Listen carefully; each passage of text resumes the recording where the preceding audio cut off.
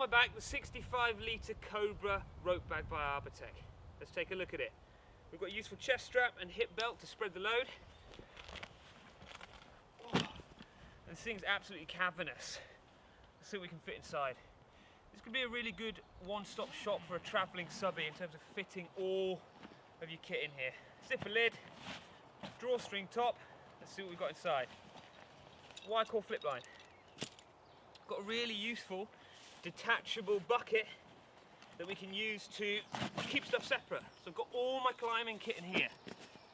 Rope guide, strop, 37-metre line with mechanical friction device. Harness, 50-metre lowering rope, dead-eye sling, assorted tape slings, X-ring on a dead-eye.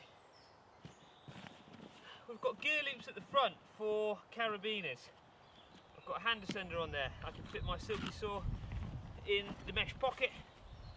Handy zipper pocket at the side for swing cheek pulleys.